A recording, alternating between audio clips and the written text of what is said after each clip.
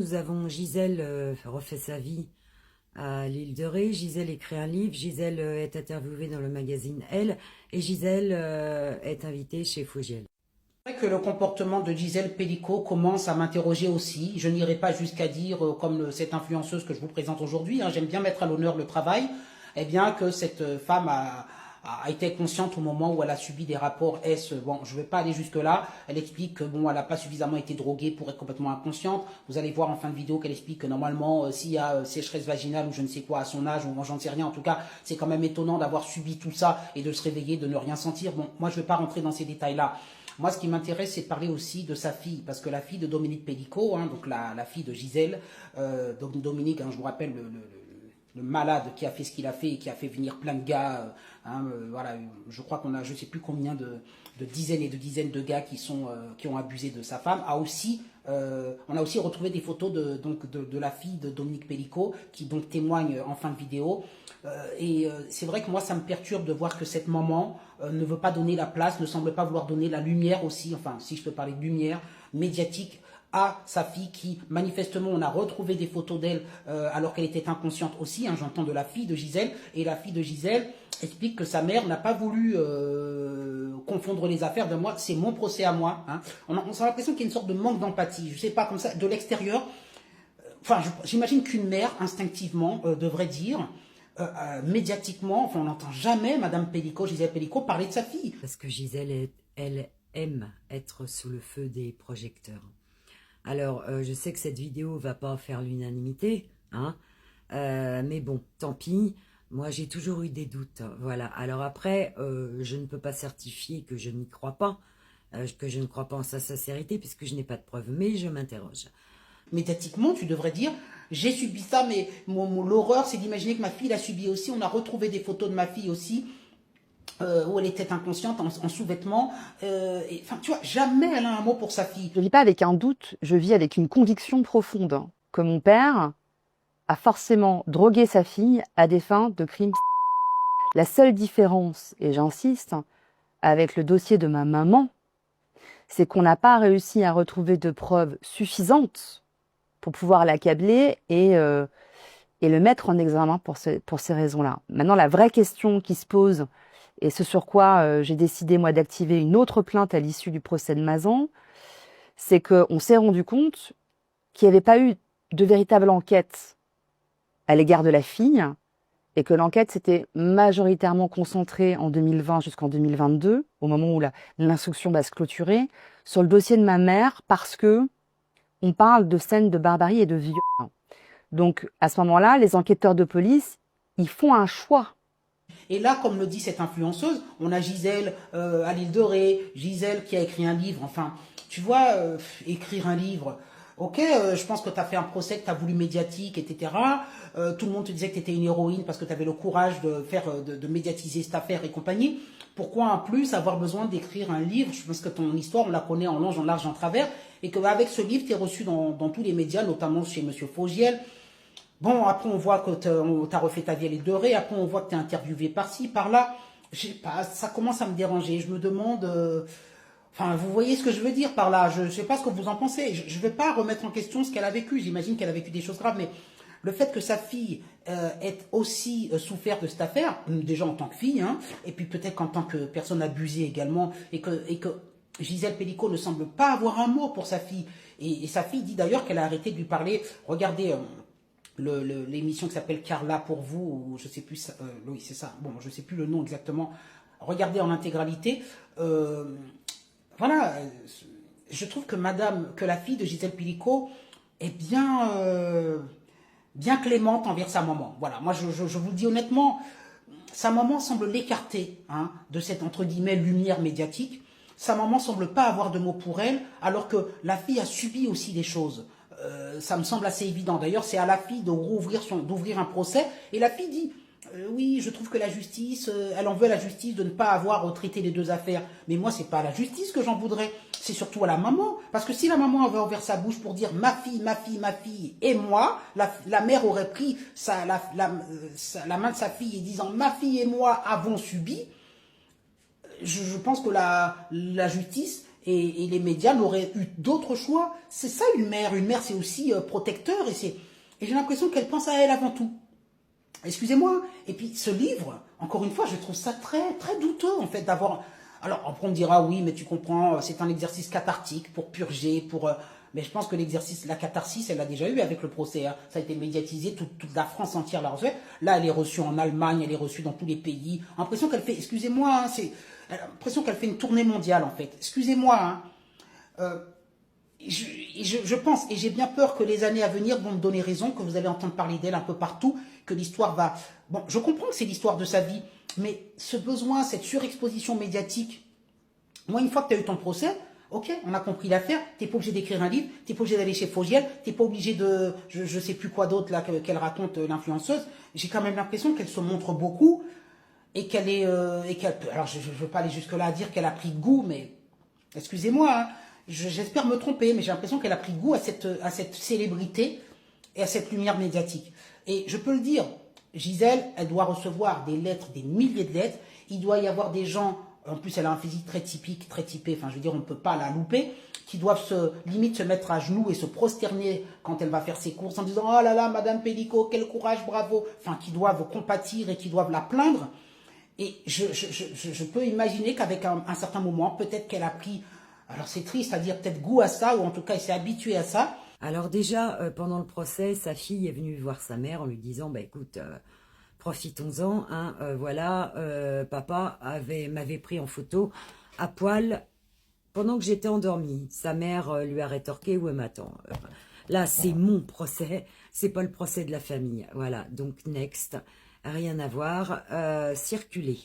Et donc la fille a renié sa mère après, hein, et je la comprends aisément. Sinon, parlons des photos qui ont circulé pendant le procès. Des photos de Gisèle Pellico à Walpé, posant avec un sextoy. Et pour le coup, là, elle avait les yeux bien ouverts et elle était bien réveillée.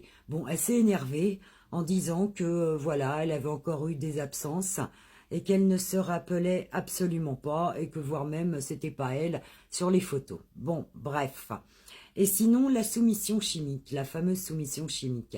Alors, d'après ce que j'ai entendu dire, c'était son mari lui donnait du Rivotril et du Temesta, deux anxiolytiques appartenant à la famille des benzodiazépines.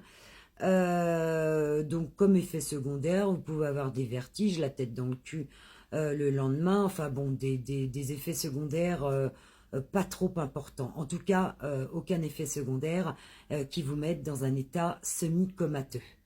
Alors, soi-disant, il lui aurait donné également un somnifère. Bah, excusez-moi, mais de la même manière, un somnifère ne vous met pas dans un état semi-comateux. Ou alors, il faut prendre toute la boîte, voilà. Et surtout pas dans un état tel qu'on a l'impression qu'elle a subi une anesthésie générale, parce que c'est vraiment le cas, hein, pour le coup. Hein. Elle ne se rappelle plus de rien. Elle n'a rien senti, enfin bref. Parlons également de ça, du fait qu'elle soit réveillée chaque matin pendant 10 ans en ne ressentant aucune gêne. Voilà. Excusez-moi, on va rentrer dans la physiologie féminine. Je vais essayer de peser mes mots pour pas me faire jarter ma vidéo. Mais on sait de sources sûres que la plupart des femmes après la ménopause, surtout à son âge, puisque maintenant elle a 73 ans, à l'époque ça a duré 10 ans, donc elle avait 63-64 ans, les femmes souffrent de sécheresse vaginale. Voilà. Donc, si c'était le cas, hein, pour elle, j'en sais rien, mais si c'était le cas, non, je suis désolée, tu te réveilles pas le matin, excusez-moi, je vais être vulgaire, hein, pendant que ta cheminée s'est fait ramoner à sec et tu ne sens rien du tout, aucune gêne, aucune brûlure, aucune irritation, aucune inflammation. Non, c'est pas possible. Bon, voilà, je sais que vous allez peut-être trouver que je suis dure, hein, mais il y a quelque chose de pas net là-dedans. Je pense qu'une fois qu'elle a eu son procès, on pourrait s'attendre à ce elle termine sa petite vie tranquillement. Enfin, je termine, non, elle est encore jeune, elle a 60 et quelques années, donc c'est pas. Mais enfin, qu'elle se fasse oublier, et puis qu'elle poursuive sa vie, pas qu'elle fasse le tour des plateaux, qu'elle écrive un livre, que les paparazzis la prennent en photo avec son nouveau chéri, ou enfin, tu vois, l'impression qu'il y a une sorte de, je sais pas, star system qui se met en branle autour d'elle, mais star system parce qu'elle le souhaite en fait. Qu'est-ce que tu vas écrire un livre en fait? pour raconter ta vie et ton histoire qui a été hyper médiatisée, que ton histoire que tout le monde connaît. Qu'est-ce que tu vas écrire un livre en fait? Enfin, oui, ça me déplaît. Alors bientôt on aura Gisèle au cinéma. Enfin, voilà, effectivement, on peut imaginer que voilà, un cinéaste aura envie de retranscrire son histoire et qu'il dira oui, j'ai envie. Je comprends, mais en même temps, il y a une part de moi qui me dit... Donc, soi-disant, elle sera allée voir le médecin certaines fois en disant qu'elle avait des absences. Je sais pas, alors après, peut-être que vous pourrez me contredire. J'ai jamais vu qu'elle ait consulté un gynécologue justement pour ce genre de signes, de symptômes.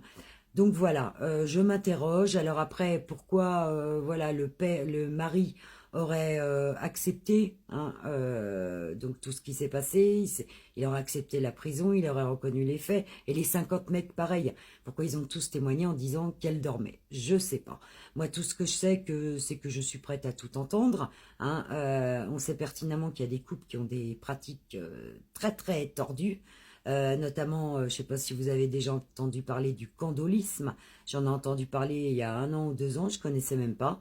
C'est le fait que on aime voir ça ou son partenaire se faire baiser par un autre. Donc vous savez, hein, partant de là, tout est possible. Ouais, ça me dérange. Et ça me dérange beaucoup. En fait, ce qui moi me met la puce à l'oreille, ce qui me dérange, c'est son comportement avec sa fille. Et ça m'a dérangé depuis un moment. Et d'ailleurs, écoutez bien dans l'interview, vous l'entendez pas dans cet extrait-là, mais la fille, dans d'autres interviews, a dit que ça l'a dérangé et qu'à un moment donné, elle a été fâchée avec sa mère et qu'elle a arrêté de lui parler.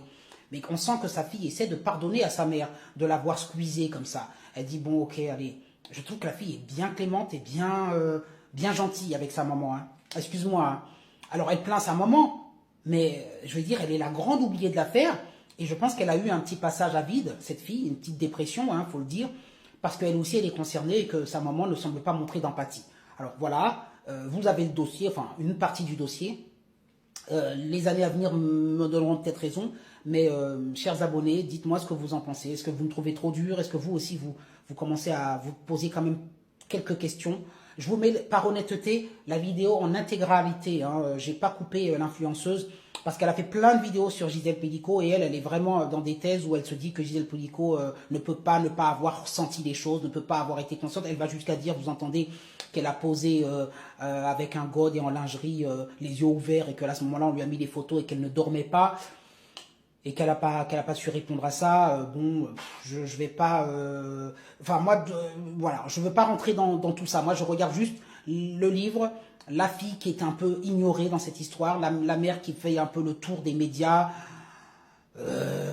Tu vois, tu fais le tour des médias quand ton affaire n'est pas reconnue par la justice. Effectivement, je peux le comprendre.